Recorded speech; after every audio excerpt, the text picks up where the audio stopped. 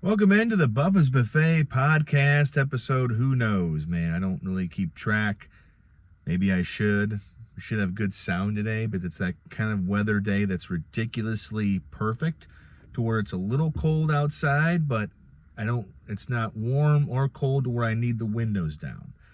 Because that's where I think, you get all the cars and the air and the trees and everything moving around, which is fine, but if I can just have the windows closed and soundproofed, here we go. I'm Dan Buffa. I've been writing on the internet since 2011, where it was a little WordPress blog called doseofbuffa.com. It's still up. Doesn't get a lot of new entries, but it's still going. And then we moved along to some bigger websites and got on TV and did a lot of radio, and then ended up where I am now at the Substack newsletter, which is kind of just a really updated WordPress because for a while I went out there and wrote, and then in the end, when there wasn't a lot of money to make everywhere else, and maybe there was restrictions about what I could write, or I would write about a player and they wouldn't post it until the next day when the player just went 0 for 4, and people aren't going to read that article. So I was just like, man, maybe I can just kind of, do my own thing again. And a colleague, Daniel Shoptaw, had his own Substack, so I was like, let's do it.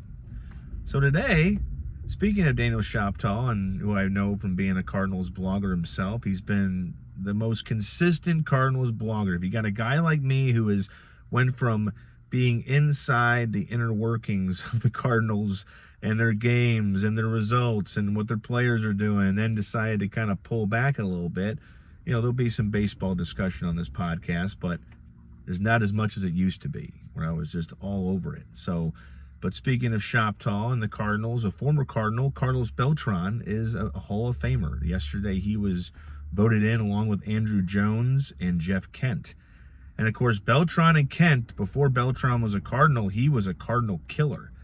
And nobody can forget, especially St. Louis Cardinals fans cannot forget the New York Freeze in 2006. And that was when Adam Wainwright threw the ultimate hook, the ultimate curveball to Carlos Beltran, who was with the Mets and had been tearing the Cardinals up in that whole series.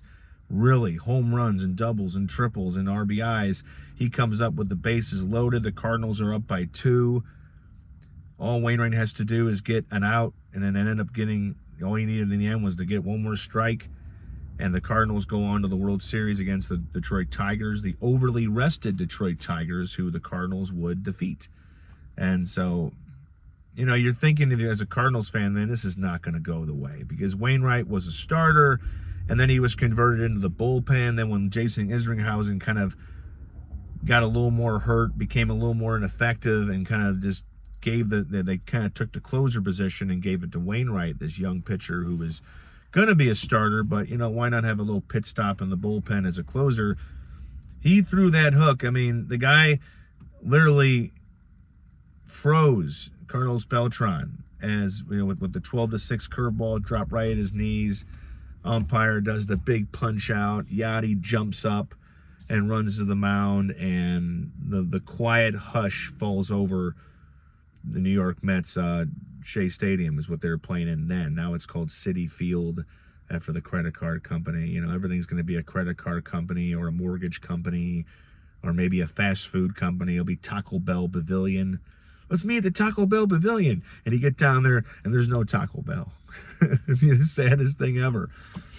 And, of course, now legendary is Donald Trump standing right behind home plate. You could just see him going, that's not good. That's not good. So, yes, he gets into the Hall of Fame. He had a wonderful career. Wherever he went, he just hit. A switch hitter who can hit for power and hit for average and spray the ball over the field. That's a very valuable guy. That's a guy that belongs in the Hall of Fame. I don't know what his career wins above replacement, how many wins he gave the teams over the next replacement, but, man, it's got to be ridiculous because he was just a guy who could just annihilate teams with the Astros and the Mets against the Cardinals. He spent some time with the Yankees, I think. He spent some time with the Cardinals, of course. There were other teams in there. The Royals had him early on, but that was one of those times when they lost a player they probably shouldn't have kept. But he gets into the Hall of Fame, and, of course, any Cardinal fan, along with that moment, is going to always think of Beltran's time with the Cardinals in the 2000 13 World Series is when Beltran was on the Cardinals. They were facing the Red Sox in the World Series. Excuse me. I've had a lot of water this morning. You know, when you essentially drink too much coffee from about 7 to 10, you have to waterboard yourself essentially with H2O to kind of get your body back from being borderline dehydrated. Because I do it, and it's like I shouldn't do it, but I do it. And so I've been, you know, drinking the water. There's not a beer in this cup. I have to go back to work. After work, you never know, baby. But yeah, 3 players go into the Hall of Fame. Some years it's 1 or 2. Some years it's 4 or 5. It depends if they meet the criteria. 75% of the vote is required. So you have to be on 75% of the Hall of Fame ballots, or else you're just not there. Seattle Mariners pitcher Felix Hernandez got up to 46, so he's got some years of eligibility left. Hopefully he gets in. He put up some really good numbers for some not-so-great Seattle Mariners teams. He would probably love to be on this Mariners team right now with all the young pitching they have.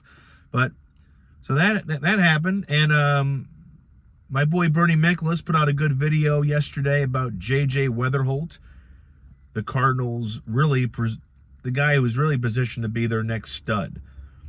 He was drafted recently, I think the year before last, I want to say. Not in 25, but in 26. I could be wrong about that. He is a guy who is being positioned as that next big prospect. But instead of just Cardinals analysts and some analysts saying it, everybody's saying it. I think Weatherholt is going to be the real deal. I think that, and Bernie's right, you know, his attitude, he's cocky in the right way. He wants to get better. He has a little charisma. If you listen to his comments at the winter warm-up. So he's a guy that's going to be definitely making some waves. And I think Bernie's comments about the Cardinals being hesitative, man, don't be hesitative. Let it rip, boys. Bring the guy up. What do you have to lose? I mean, starting his clock should not be a problem. When you bring a minor league player up, you do start their clock as far as the eligibility that they have, the team control, the arbitration years, which basically means the team has about 6 years of control before he can become a free agent. And so that starts whenever a player is brought up. And that was always the reason that maybe John Mozeliak didn't want to do it. He'd be like, well, I don't know if I really want to do that. You start his clock, and then we got to call up the other guys. Just call him up, you know. I hope Chaim Bloom does not repeat the same mistakes as his predecessor and goes, well, you should wait. Why are you going to wait? He can come up and be like 0 for 30, and it still wouldn't be as bad as the stretch that Jordan Walker probably went through last year. So if you're going to, you got to learn how to just run with certain prospects. So I do fully agree with him on that. A few other things on my mind. Man, movie-wise.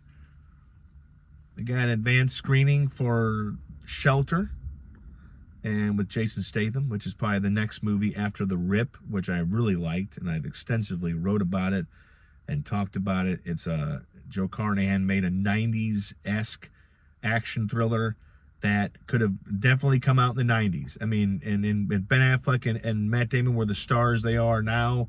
Back then, that movie wouldn't have opened to like 20 or 30 million because it's a crowd-pleasing action thriller that presents a mystery, and it's based on a true story, inspired by a true story at least, that a bunch of Miami cops came onto this, got a tip about this house that had a bunch of drug money hidden behind a wall up to, $15 to $20 million. And they made a movie out of that. And of course they put a, fictional thing around it but there's a lot of stuff that's kept in it. And now that it's been out a few days, there's a character that we don't see in the movie only through pictures that is actually the movie is dedicated to. It's a kid. So the movie that, even without the true story, it would have been a very good thriller. But man, to find out that a lot of this stuff happened, and Carnahan, it's just all in the way he shoots it. Like I can't really spoil it because there's scenes in the end where the way that he puts the camera dials up the suspense of who is the guy who could be a snitch, because that's the ultimate thing in the movie, is finding out, is it Damon, is it Affleck, is it Steve Ewan, is somebody else that who is trying to rob, as they call it when they take money from a drug seizure. They call it, they rip it from there. So that's what the RIP stands for. So it's who's trying to rip that $20 million, and can they find out before all of them are dead? Because the whole idea is it the cartel? Is it a dirty cop? Is it somebody else? And so don't forget about that one. But another movie that kind of comes out is January. So this is Jason Statham's month. You know, December may belong to Santa Claus, but January belongs to me. I just imagine, you know, the wild ideas that they could have had with this movie. Because every time I want to say, Jason Statham is Shelter from the storm. I have to say that. I mean, and what a great idea. And for Jason Statham in the credits of the movie to sit there with an acoustic guitar and sing Shelter from the Storm by Bob Dylan. You'd be like, we're one between us, and I almost was involved. I was a maniac who knew how to kill people and got involved. You know, it just go through the whole thing, maybe change some lyrics, but that would be hilarious. It'll never happen. But if they did that after a stone cold action thriller, and at the very end, it's just, hello everyone, it's a beautiful day in the neighborhood, and I'm Jason Statham, and I am Shelter from the Storm. That's where my brain goes, people. That comes out January 30th. The screening is next week. Hoping to take somebody that I haven't taken to a screening there yet. Be kind of fun. You know, you go to a screening, you get to see all the other film critics, you get to see it early, and you get to, you know, partake. And it's at one of my favorite theaters, the theater I've worked at and gone to and know people at, the Galleria 6, located in the basement of a mall that's probably got not a good reputation. Just go down to the theater, go in the parking garage, go in the entrance, and go down to the escalator, you know, duck into the elevator if you have to, you know. But yeah, so that's happening. And then I don't know much about what the Blues are doing, you know, between working a couple jobs and doing this and doing that. There just isn't much time to kind of worry about every sport in town. So you gotta just keep your head on it. Keep your head on a swivel. Care about what you want to care about. Care about the people that you want to care about, you know, because at the end of the day, folks, it's not really about a movie. It's not about a baseball game or a Hall of Fame player. It's about trying to put as much into every day as we can, you know. And speaking of Shelter from the Storm, life can be a fucking storm. And you can get, something can happen to your friends. It can happen to you. You might have this or that. And hopefully you have the people in place to make you feel better. Because, I mean, my idea with anybody I know who is having a hard time, I just want to make them smile, make them laugh, take their mind off the fact that, you know, shit's falling from the sky on top of them. You know, you can't do too much in that situation, but that's what I try to do. So, for better or worse, that's what I am. So, I hope that you have a good day. We're reaching the 13-minute mark. I don't want to be the guy who goes too many times throughout the whole podcast. You know, the French say it's fine. And when they go, when we say, it sounds like there's a programming issue. Sounds like, you know, when you're watching a series on the TV and it stops and it freezes and the little circles in the middle of the thing going, we're trying to bring it back. And then the thing plays and then you get comfortable and then the show goes, you know, that's what I do. So try to give you a little bit of shelter in the storm. When Jason Statham, who has played a transporter, he's played a beekeeper, he's been a working man, he has played a chef. Not yet, but that's a good movie called, not Chef, Jon Favreau's Chef, but just go, The Chef. And then people will go, what's it about? Well, it's about a chef with a certain set of skills who's going to punch everybody and not grow any more than a shadow on his face because the hair is too afraid to grow. You'd be like, get back in there. You know, I mean, the guy is, and the thing, well, here, I take that back. In Shelter, he has a beard. It's not a 5 or 7 or 8 o'clock shadow. It is a beard. It's a white Jason Statham beard.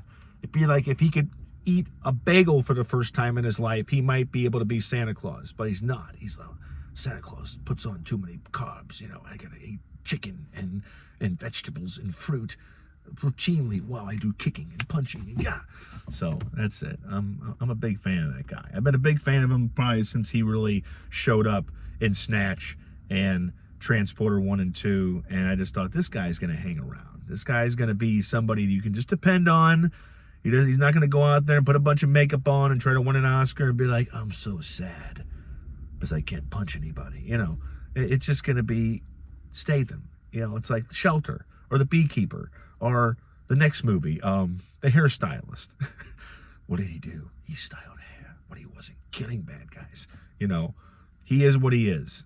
Kind of like me, I am what I am, as Popeye said. That's the only thing me and Jason Statham have in common. Have a good day. I'll talk to you tomorrow on the Bubba's Buffet podcast. Read up, watch, and consume all the content I've been giving out over the last 2 or 3 months at dailydoseofbuffa.substack.com.